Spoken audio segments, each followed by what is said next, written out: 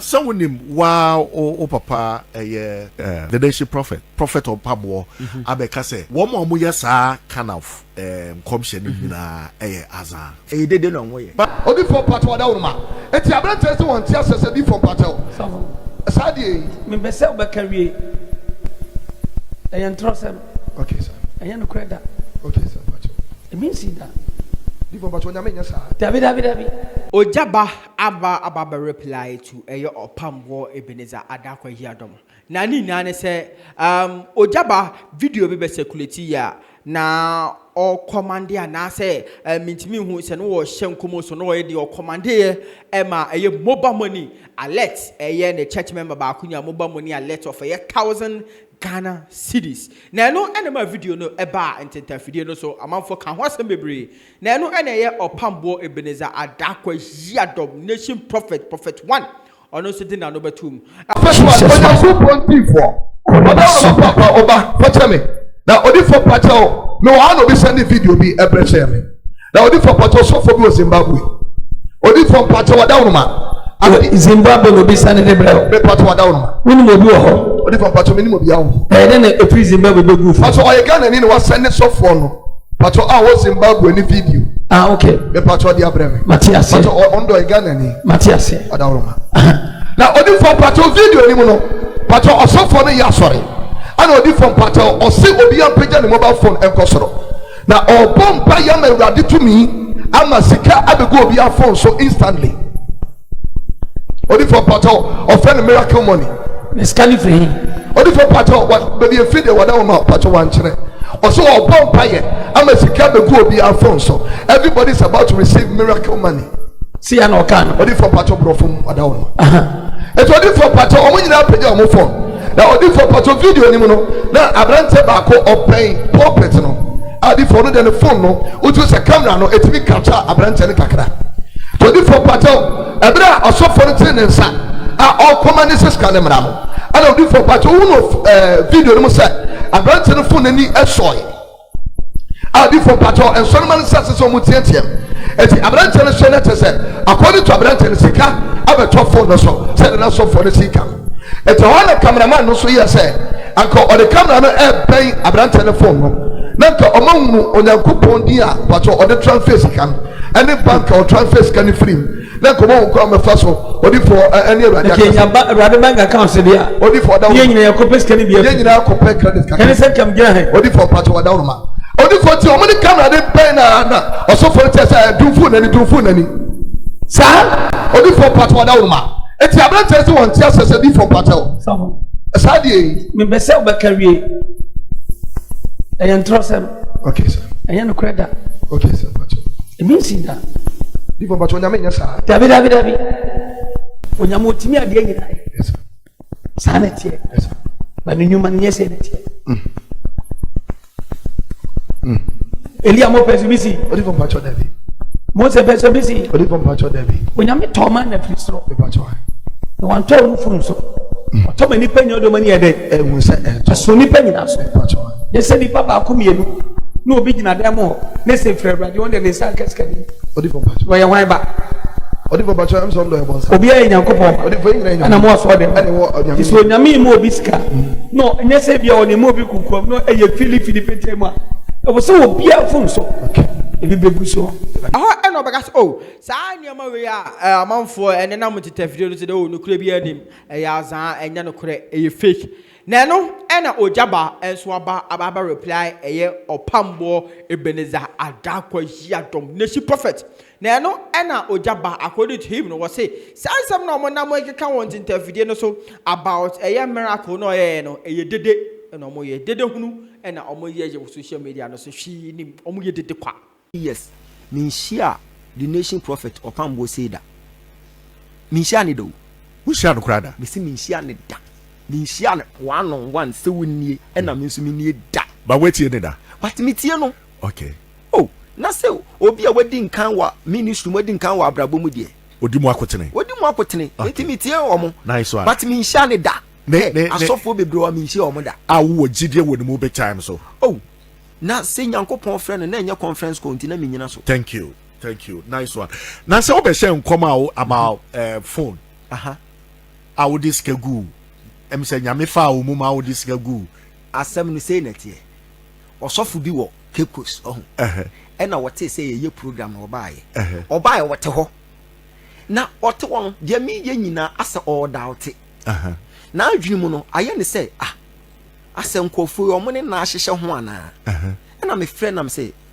papa sorry bra wo ye sofo no sen ai na me say me no ka say wie kura wo bom paye ma wo member bi ama wo member ne ka say wo di sika be ma wo say ai na me ba ha yi kura no me ne na kasa but me hunu say ase opese wo otwen so say chena na say nam say unim say nya metie mpa wo say ai nam say ohina koma da awurade nsem so wo hwe full video na me ka say ohina koma da awurade nsem ba bi ope no chimfa wugidie be ya adwuma me didie be ya adwuma say nya metie mpa bo a pagya wo fon ne kosoro sa wo se wo be sende no wo nyan sende ya nya me nkoka na koma no won sende wo sika ne mre wo sesie ya bo mpaye no send sika ne man sa time na etina chese mpaye no koka ekoka nipa na koma okay and was send sika de man no it wo wie no ofre no and nipa ko ne ka chen say ofre no wo hwa no e kan say ni wura free no ho say nka wo be send sika de amasofo okay and was send the man nipa ya ye kan asem oye sofo kese wo members o a wuntimi ne nkwankwa hihye bibia homa ne nye yi ono oba asore kwa no ono doubt de ye no so I just demonstrated power say obehunu se nyame tie mpaibo fifi enyoma ye hye ministry ase ya ye wo hu ya ye se ye twa ne yi mu maako a wan hwa nkofo be crucify me enyoma asisi ye bebre atonsu obi onim ye watonsu ehunu se agata no opeba for 17 years many born enim say nam se maame okobosom so say ai bosom ne kire ne nyoma se wonkonko yodu wona konfo na wu e wo san de akwanche ne ba fi na bomu obu ono ana se ne soma ne se kosofo Ogyaba ho oba bedu wo penam se wo benyin wunyin wi afa ayefo ne bra na me nkire oba wo ba wo ampa se wonyin sa mante na wo ba wie ye na me kire ne se ebe da wo yem na ye ba be ma sister ne wo sa time na ye kan ye ne pepepe ene akwala no mo de akwala no to me se nipa wi ade bia ni ho obeka wo wiase a afa me ho a wono obeji wadi because say wo say na brabo mo aye den na ni da so asa enkoye but just a word e pie free me ho baaye ade ni ba mu pepepepepe fifi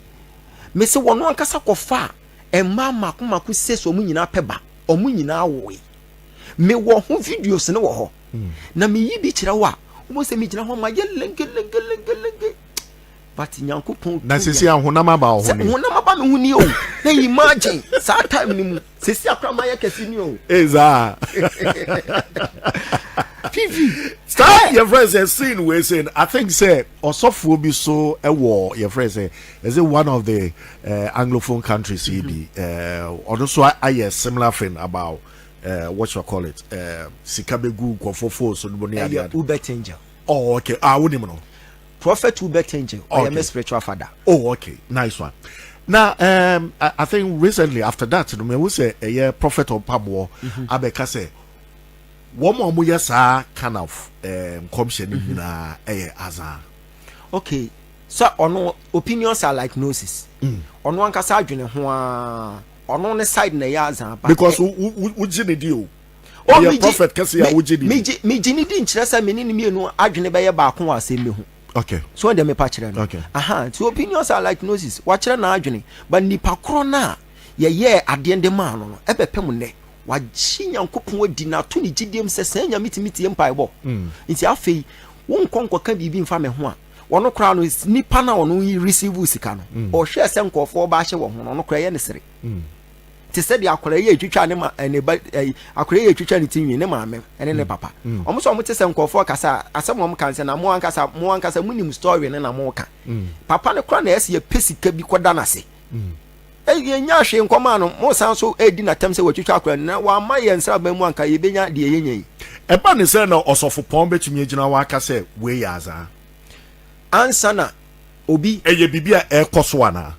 sɛ won si yesi batakari dudu ntiam ye hu kramu papa eti so ono no baba bi gina no okasa bia de ye de meme ye no ebia no wansi ni pise eyeme nemu okani general semo amoye sika Azaaa Yesu apen so kra no Yesu ye nneoma bi wo ho kra na enye nipa ni nyina na gi ni di enti eye normal eye normal enye nipa ni nyina na ba gi adi o oh na se Yesu apen so otimi ka se monko na monko yi sika wo mpata anu mu famra wei enwanwa se obi twa sika na nipa kro no nyame akoka na koma na wasendi sika ndi aba abre nipa no so expect sika no wei anka ye miracle fifi miracle you can never explain miracle the moment obi betimi a church miracle mu te say dia me church mu dia me kan enya miracle na mum nyame tie mpaimo me se nyame ye dai etie mpaimo yes enya miracle you can never explain miracle e den na betimi ama oba wa nya ne mu no poso kura we twa bra otimi baba be wo e den na timi e betimi ama ensuo a suspend nipa e wo wiem ama nipa nante nsuo so anioma bebre wo ho a scientists for kura ntimi nkyire mbepim sesei but Yesu apenso nioma bebre ne siye die fifi die ense nipa made show mutirim se odifo bia wo ye odifo bia wachi atum se me ba be ye difudwuma na maka Satan na hini ato atwene biara sa odifo no onye nyansasem odifo onye nyansasem ye nyamesem odifo bia ni wo be ye nyansasem ye nyamesem nanka we ye nyansa se Yesu akwakwo hia wo bia na ni efra na watinte so asan de atofom de afa netie entesuo nanka sakura ya because ebia na Yesu wadi kenke ene fish ne that time na kenke no fish ne there be me fa ne say I say me sere wo hia Yesu anka nkyere no ebia no wadi kenke ne fish no watinte suo de atofom owie ye so a fifi wonhunu say eboba keto bi ato wani so ama na wo struggle yeah na wo wie ya wasadi ntesuo na ya na sakofa enetie nketoa na wasadi akofa ni freni no you can see say he was adding another problem to another problem but etimi koye bibi eno na kire say odifuo bia ni ho wo ye nyansasem na emom ye ye nyamesem enye nipa ni nyina na baji yadi enye nipa nyina na beti ase na se ya sha se ye sha nkom no asofo ne fa om so ne nkofo na hyehye ho om beba bete ne to bepim sesei obi ani ho a waba ababa bete me to akase me ni Ogyaba ahyehye ho enti me okanse me nkase no kanse sa wo hwe ye prophecy na me kwa brochire ekosha abrofo nkom ama abrofo bo mo nsem edwane me ko South Africa broni bi me hye ne nkom ama wono akasa kase Jesus is Lord ni bi ye na koy ma me ni wie wo baba begina camera nim wo say the entire life no osum nyame pa but no nim say nyame eye real no wote so mo kwa asori no ko bi until say ohia me broni na sama wo kanu no South Africa wo woni company kase ma me ne kasa ya fei ye pon church no betena manim sei na wo su asem wo kan say boni bia wa ye bia nyame fa nchen so prophecy is a dynamic officer. If you don't carry power, don't go there because prophetic office is not for comedy. Who no so for be friend who prophet no what the office no your comedy you can see said that prophet is lacking power because prophetic office is a demonstration of God's power. Okay. And nipa bia ante wase da me to way enkofo be brante ma se da kopem se afedie nurse ni bi ba ho na me se ma me hunu se wa ye de wo to adaka ni atra adaka no rest in peace. Na me board gain ni din okọ ya pene na fofo so de hu na ehye mu. Can you imagine say ada gain ni wuye no said ye me can rest in peace kira adaka no pe ne de gain ni tum Jennifer Kunadu wo ye nurse ni asem we fa de ho kumase afa na nkofo hunu se na me gu so kasa but nipa ma so den eti akoye te said ye kan omo say de obi abeye nti ene enya no kore ene ye no kore se nkofo bi ne nkofo hyehye ho kokotena ha bidu ha mefro me kasi no kore ebi mo ye okay ebi mo ye awonim won minim wo mo but ebi mo ye a obi mo ba be complain pain but no ugidi ye na nipa kro na wonkonya bo se wata se wonyi na chinye o sebe nipa na ko ba bi no say me ne sofo bi kokoye ade bi sei na kire matana se ehunu se eye bone enti me bompa ye awurade beti ana nipa kro na nka se wa ademete se me ko ba bi sei na me kokoye ye ebepim se sei nipa kro nda ho gina mu se ba bi sei na me koye se ye chi me atwa meti kura e kwa na me ye den me kwa kyerɛ sɛ nipa koro no okuta facts but yɛn yɛ hɔ obi ntimi ma abɔnten ma mɛka sɛ ɛna Ogyaba ne me ahyehyɛ ho na ɔka sɛ me nka sɛ na wo baba beduru asɔre hɔ a fifi action ekoso wo ho no fifi enya asem kotoa enye dede eya na me hu so twitwa salute bi nobody ade wo ho no prise nobody ade wo ho no eje me hu a me say odifo ni enum nya woni krom odifo bi ni enum nya woni krom se me kɔ Zambia ho om be hia mo airport ne ya sha asɔre na se from airport